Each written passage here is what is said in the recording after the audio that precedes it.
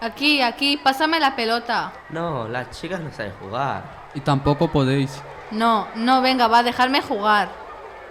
Ya está, vete, tú eres una chica y no puedes jugar. Tendrás que estar en casa limpiando. ¡Vete!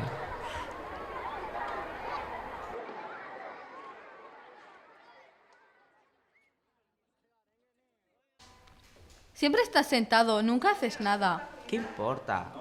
Mira el periódico, se ha caído un niño. Jaja, va, levántate. Vale, va, ya voy.